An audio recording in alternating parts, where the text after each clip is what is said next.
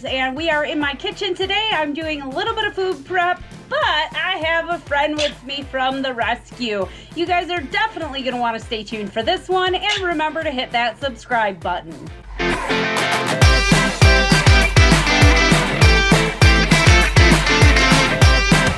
So for those of you who don't know, Hippie is a Quaker parrot, and this guy looks a little bit scruffy just because he's been through a lot. Quaker parrots are actually one of those birds that does spend a lot of time trying to do different things. So if you're not providing enough stimulation, they can actually get after their feathers. Hippie and I have a little bit of a love-hate relationship, I would say. I mean, I don't hate him. I do feel like sometimes he hates me. So this is actually one of my favorite little birds. I actually have a Quaker parrot, but did you guys know Quaker parrots are actually illegal to own in the state of Wisconsin? Now the reason for that is because they can survive a Wisconsin winter, as he's kind of, I don't know, in my hair. Hippie. Wisconsin does have a grandfathered program for Quaker parrots like Hippie.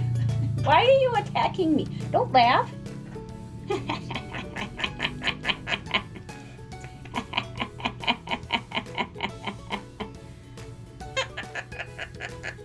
So the grandfathering program for Quaker parrots in the state of Wisconsin went into effect approximately 6 or 7 years ago, and any Quaker parrot at that time that was 10 years or older is grandfathered into that program. So if you have a Quaker parrot in the state of Wisconsin and it is an older bird, you can definitely own them. But new Quaker parrots or baby Quaker parrots are actually banned in the state of Wisconsin. And the reason for that is because Quaker parrots can survive a Midwestern winter. There are wild populations of Quaker parrots, and they live down in the Chicago area. They're actually considered to be an invasive species, and the reason for that is because they build these huge nests and they go into power lines and just kind of make a menace. But Quakers are actually expert builders. So what they'll do is they'll build their little nest. They'll all go inside of their little nest, and then just like their name says, they will actually quake and keep themselves warm all winter. Expert builders and experts at what they do. So part of the reason why Hippie is actually in the kitchen with me tonight is because one of my favorite things about Quakers is that they eat almost anything that you put in front of them. So currently I am cutting up some cauliflower, and we're gonna see if Hippie wants a little tiny bit of cauliflower. What do we say? Say thank you. Can you say thank you? Say thank you. That was really bad. Say thank you. Say thank you. Hippie, say thank you.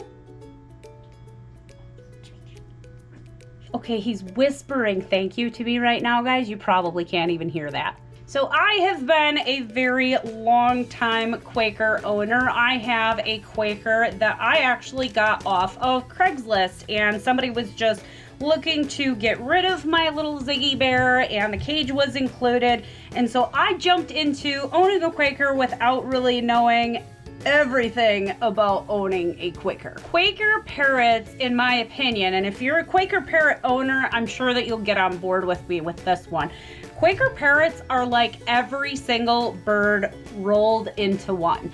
They have the intelligence level of an African gray. They have the vocabulary of a macaw. They have the high-pitched squeak, like you just heard there, just like a sun conure, and they're a little bit bipolar, just like cockatoos. One of the defining characteristics about Quaker parrots is that they are actually really, really protective of their person. So like a lot of macaws, they can definitely do that. And it's a good thing that the guy off camera is over there, because Hippie would probably not be happy with him getting too close to me. Cauliflower is awesome, right? Want some more? Can you say thank you?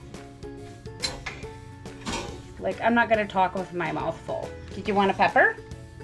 Can you say thank you? Say thank you. I think I just got juiced in the eye with pepper. There's a massive amount of crunching going on in my ear right now. You totally dropped that. Do you want some more? Say thank you. Still whispering thank you. Now, a lot of people might see a teeny tiny bird like a Quaker parrot and think, oh, well, they must not have a very long lifespan, and that is actually not true. Quaker parrots can live to be up to 30 years old. That is a very big commitment, as I say in all of my educational presentations. And so you have to be prepared if you're going to take on an animal like this, you know, and you're going to have a Quaker parrot. Even a Quaker parrot like Hippie, who is approximately 16 years old, that's only middle life. That's a lot of life left to live. I have moved on to the mushroom portion of my food prep, and that brings up another really good point when you're talking about birds. It can be a Quaker parrot, it can be any other type of bird, but one of the things that you want to avoid with your bird is mushrooms. So as long as Hippie does not have mushrooms, he can actually oh, he's getting upset with me. Take a little tiny bit of pepper. You want that? There you go. Take a little bitty tiny pepper, but stay away from mushrooms. Some other foods that you're gonna wanna stay away from with parrots, and this is just to name a few, okay? We've got chocolate, garlic, onion, mushrooms. Rhubarb is not good for birds either. And Polly, you want a cracker with a lot of vegetable oil and salt? Absolutely not. Good rule of thumb is that if it has sugar, salt, or oil, you will not want to feed it to your parrots. We've seen a lot of parrots come in over the years, and a lot of people are not feeding the right thing to their birds. Why? Because just like Hippie here, I put food next to him, or if I start eating food next to him, he's gonna want what I am eating. We have seen birds brought into us that are eating things like pizza and tacos and spaghetti, and this is just not good, okay? Lots of fat, lots of oil. Cheese also. Birds cannot process the lactose in any dairy products and therefore should not be fed anything that contains any dairy. Birds want what birds want, but we, at the end of the day, are responsible for being responsible with our birds and providing them the very best.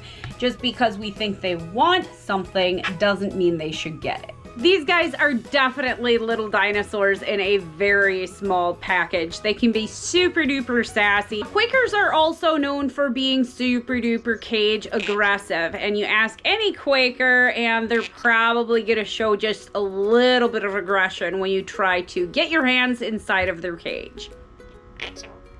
Thank you. Can I have a kiss? These guys can make really awesome companions, but be prepared to put up with a little bit of sass and a lot of bit of squeaking. Quakers can actually also come in a variety of different colors. For a while now, these birds have been bred for their color, so you can actually get blue Quakers and teal Quakers, and we've even seen some yellow Quakers out there. But whatever color your Quaker is, they are all beautiful birds. Thank you guys so much for watching this week's video, and as always, if you ever have any questions about any exotic bird or reptile, definitely feel free to reach out either via Facebook or by email, and I hope you guys have a wonderful day.